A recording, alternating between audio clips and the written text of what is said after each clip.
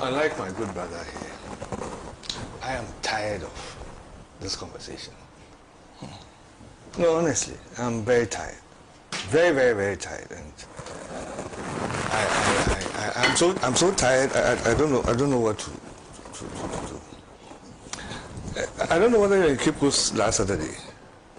Last Saturday, no. You're not, okay. I happened to be in Cape Coast last Saturday, and around this time I was driving to a function, and as I was tuning the radio, you know, I can't remember which station it was, and I was listening to a discussion of the same topic. I was embarrassed. I was so embarrassed. I mean, I was embarrassed. Somebody who, I mean, didn't know what he was talking about. Was talking about this matter. And as a Ghanaian, I was very embarrassed. Yes, there is no country in the world that doesn't have a problem with hard drugs. No country in the world. Every country is having problems because there's so much money to be made. The cartels are finding all kinds of routes. All kinds of routes to do their illicit trade, and all kinds of cover. You know, so the whole narcotic business has become so sophisticated. From the United States government to the Russian government to every government in the world is having problems dealing with it. If you take even just Miami, take just 3 cities in America. Philadelphia. Just any 3 of them, especially the gateway cities. The problems they have with drug business is 10,000 times what Ghana can ever imagine. I'm talking about cities. Cities. But you don't hear them talking about it on the airways the way we are talking about this matter. You don't hear them talking about it like that. They solve the problem when it comes, and they put up systems to deal with it. Yes, we have the money, like my brother said. In national security, they are there, and these are people who have been there, professionals who have been doing this job over the years. Some of them have built the skills. They know how to track some of these people, and the people are also doing their best to try and, you know, keep ahead of them. It's a difficult business to deal with. So it is not a simple matter. And in as much as this thing is happening, every country in the world tries to give its best face. The fact that you have a small problem at home doesn't mean you should go around telling everybody in the world that in your home this is what people have, or in your backyard this is what is there. It doesn't happen like that. But what is happening here today, for the past, it's been nearly 2 weeks now, running story. Now the whole conversation has shifted from the initial suspicions to now whether it was an arrest or an invitation, or whether it was 20 people who went. I mean, I'm tired. We have 10% tariff facing us. We are thinking of how to deal with these problems. Our neighbors are ahead of the race. They are working ahead how to solve. Then we are spending time talking about this. I think it is unfortunate. It is very sad. And as a Ghanaian, I am so sorry. And I'm so sorry that my own friend, the Honorable Rev Ntim Fodjour, I mean, and he is ranking member of Security and Defense. You have access to all the security people. Yes, there's been reference to cocaine halls. That yes, they found a haulage huge, about 150 of how many $1 million? 150 million. Can you imagine? And the 351, they found it inside the bucket of a tipper truck that had sand over it. And this truck had been traveling from somewhere in the western region and was apprehended at a traffic light in Cape Coast. The person who found the suspicion of that cocaine, he didn't go and do press conference. He took the information to whatever necessary bodies.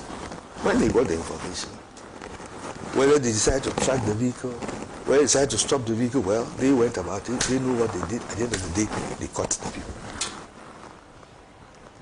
The other police, the same way. Whoever got the intelligence, whoever got the information, they didn't do press conference. They sent the information to the right sources, and the right sources acted upon it.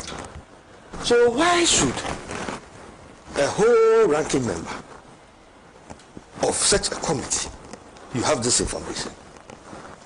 I don't see why, if your intentions are purely to deal with the problem, why don't you just go and tell the people this is a problem and let them deal with it? And then if you're not satisfied, yes, come and make press conference. We all support you in dealing with whoever didn't take action. Because this is a horrible menace that can destroy this country. So on that score, that one day I will support you 100% and I will help you to fight. But when, it's a suspicion and we're not sure, then now the issue now becomes the response somebody gave, and what somebody else said, the invitation, whether it came from the speaker or it didn't come, whether Parliament was master. And you want us to use important time to be discussing this matter. No, I'm tired. We have serious problems to deal with. We have serious issues to confront us. I mean, how? Let us, and you see, our bane in this country has been the politicking. Yes. Politicking! When there's a problem and we want to deal with it, and we take political cover, then we the same fact, they want to look at it from a certain angle because we are on this side. Then we don't, no. It doesn't help us. It does not help. It doesn't solve the problem. Let us face the issues and deal with it. So for me, honestly, I am very, very disappointed that such an issue has come up. Because one, we are tarnishing, and you see some of the commentary that is coming, like I'll tell you about this conversation I was overhearing yesterday, last week, on another radio station, in Gibcos.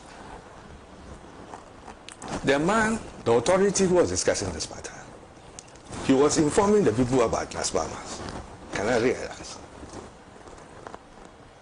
And he was speaking Fanti. Fanti is the literature.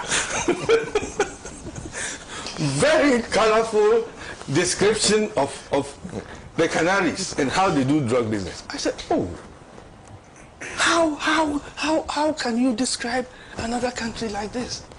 Does he know what he's talking about? And you see, these are the things that are going on. And so the people who don't know and are listening, I mean, what are you telling them? And then, I mean, it's just too bad. Look, we have to move away from this. If there is evidence, please just provide the evidence and let them deal with it. Fine. If it turns out that it was information that was not correct, oh well and good. When the security agencies get information, do they believe that all of it is credible? No. There may have been strong grounds to suspect or believe. There may also be situations where it may have been true, but the people may have outwitted you. All that are facts. But at the end of the day, let the professionals deal with it. If the way they dealt with it is the way that we were not happy, then we take them on.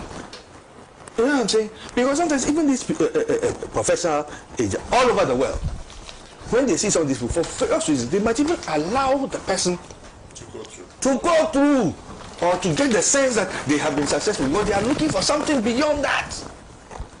So this is a matter that is being discussed by or being talked about by none other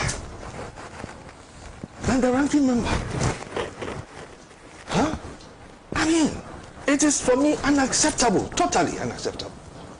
Then now it becomes a political thing. Then other people, no. I think as a country, Ghana, we deserve better. We deserve better for ourselves. We deserve better, and we have to do far better than this. We should be putting our heads to the wheel and looking for solutions to our problems. That is what should be engaging us. Then talk about something like this.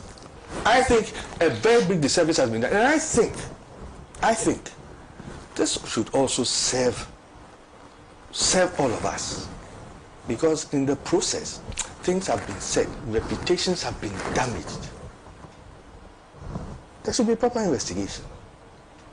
And where reputations have been damaged, people's brands have been damaged, I think they should take the appropriate actions as a deterrent to all of us who get the opportunity, the privilege to speak on platforms, national platforms. I mean, we can't just do this. We can't do this to ourselves. Huh? What they forget? Tomorrow, he himself, and all the others, all of us, Ghanaian passport holders, you are traveling. You get to a certain border point, and the customs people decide to deal with it in a particular way. You forget that it's a consequence of some of these conversations. You forget. These are the things we are doing to ourselves. It doesn't help us. It doesn't help us at all. So for me, dear Maza, I am tired and I condemn the way it has been handled. I wish my good friend simply had just gone forward. Even if it was. Yes, maybe he had some good grounds to believe something was going on. Maybe whoever brought him that information also had good grounds to believe, so he too took that source as an authentic source. But then, you are in a privileged position. Deal with it properly. Maybe the motivation would have been to try and embarrass the other side. But in the process, you are embarrassing all of us. All of us, including himself. So we should go beyond this type of way of dealing with these things, you know. And I think that it's unfortunate. It's something that we should learn from. And I hope the consequences that will come out of this thing should be a lesson. So next time round, when something like this happens, we'll deal with it properly. Thank you.